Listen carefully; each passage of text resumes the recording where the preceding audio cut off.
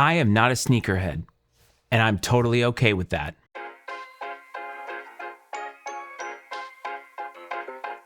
What's up, everyone? Welcome back to the channel.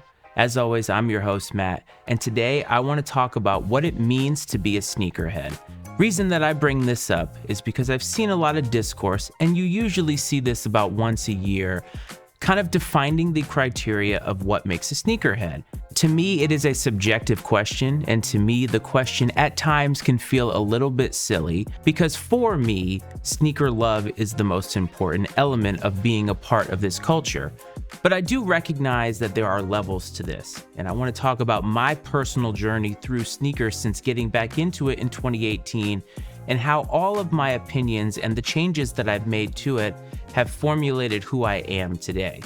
When I stepped into Flight Club in 2018 with my friend AJ, I was a different person. I was on a trajectory to being this particular person, but I still hadn't quite gotten to the place where I felt fully comfortable with who I was. Sneakers at that time represented a way for me to really show the world who I wanted to be. Much of my childhood was repressed in the sense that I was told that I shouldn't do this or I shouldn't act this way or wear something because it wasn't going to be appealing as I became an adult. It wasn't until I became almost 40 years old that I realized that that was a silly concept, that who you are is who you are and you should embrace who that is. And when I walked into that building and saw all of the shoes that were on the shelves, I saw all of the people that were there, I realized that this was a world that was meant for me. I was meant to be a part of this world, and I'll never forget walking out with the two shoes that I walked out with. I still have them downstairs in the collection 8 years later, and they're still in great condition, and I never will get rid of them because those two shoes signify the start of this change.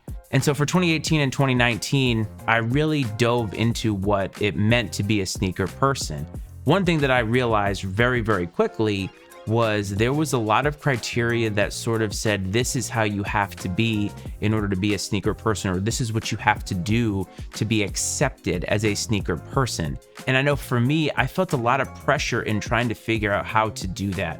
I joined Soul Savvy very, very early in 2019. It was a very small group then, but one thing I realized being a part of that group is I didn't love sneakers in the same way that other people did, or rather, I didn't love them in the way that I could keep up with all of the releases that were happening.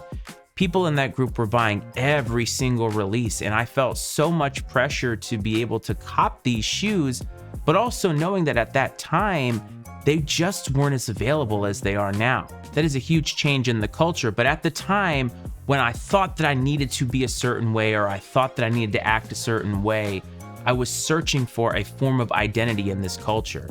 And I found replica shoes right at the start of the pandemic. And that was a world that, when I look back on it, really made me feel seen in sneaker culture. I didn't realize it at the time, but I was embracing a lot of the most toxic parts of the culture. The us versus them mentality, the gatekeeping portion of it. And the scarcity of resources during the pandemic, coupled with early fatherhood and all of the quarantine stuff, made me feel this pressure that I needed to dive way into replica sneakers because these people saw me, the shoes were available to me, and I could finally, quote unquote, be a real sneakerhead. I was all in, and I go all in on things that I get really, really interested in. And I dove so headfirst into replica culture.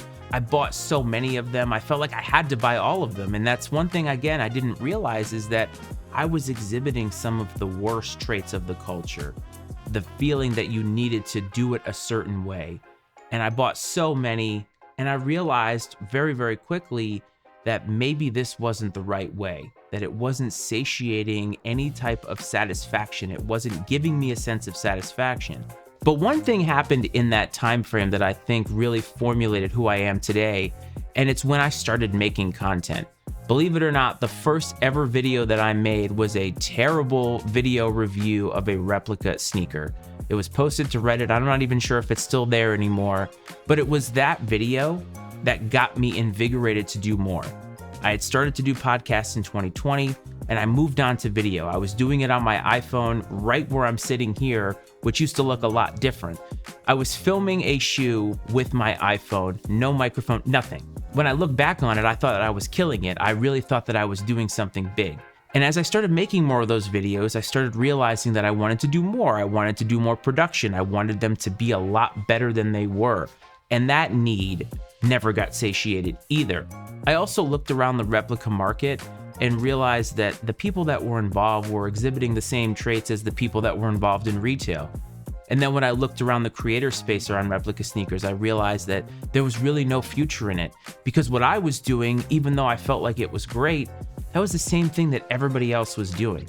And I knew that I was gonna have to keep up by buying and having access to free pairs in order to just continue to be relevant in this space.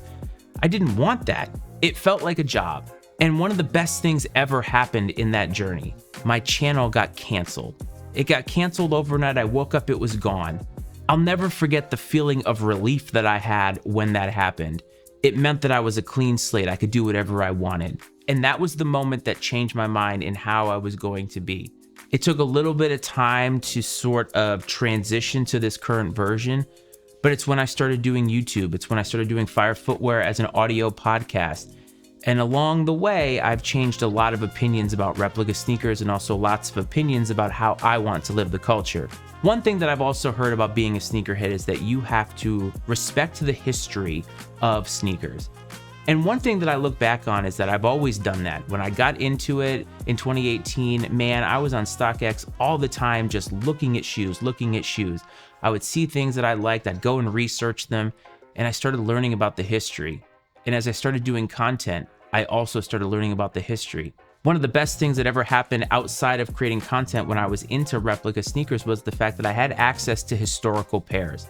I was able to learn about pairs that I would never see on feet. I was able to learn about pairs that I wasn't involved in that were 20 years old almost at that point.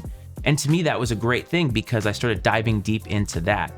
And that love of the history is what keeps me going. That love of the history manifests itself on this YouTube channel and on Fire Footwear, the audio podcast. It's always been there. I love it.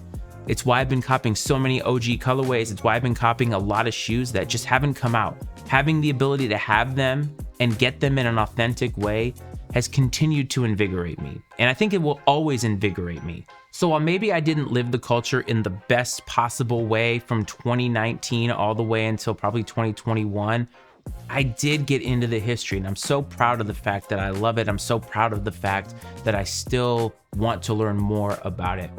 And so where does that bring us now?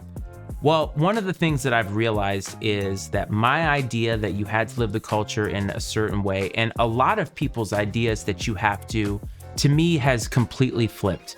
To me, it's important that everybody lives the culture in the best way that works for them.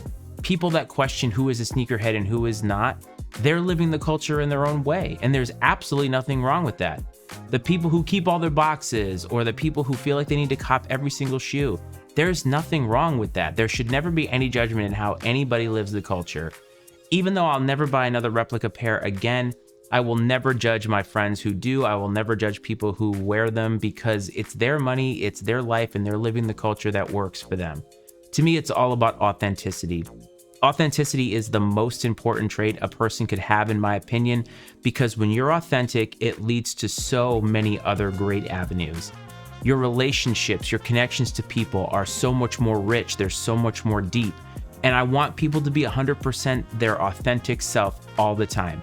It doesn't matter whether you're replica or retail, be who you are all the time, just constantly be who you are. I've adapted my lifestyle to live this culture in a way that works for me and makes me feel like I'm doing it in the most authentic way to myself. I don't keep sneaker boxes anymore. I buy only a handful of pairs per year. I connect with people in this space. I do that through this, I do that through the podcast, and I do that through Instagram. I just want to connect with people. It's my authentic way of living the culture. And so what have I learned through all of this? When I look at my place in the culture, when I look at the trajectory that I've taken, what I've realized is that I'm not a sneakerhead. And I've also realized, and there is comfort to this, that I'm totally okay with that. I don't need to be validated in this space other than validation from myself that I'm doing it in a way that is authentic to who I am. And that will always be the most important thing, and it should be the most important thing to you. So my message to you is live the culture in a way that works for you. Live it the best way you possibly can, connect with people, be authentic. And at the end of the day, no matter how we live it, no matter how different we are in this space, the most important thing is that we all connect with the same thing, and that is a love for sneakers. I hope this finds everybody well. I hope this finds everybody safe, and I'll see you next time.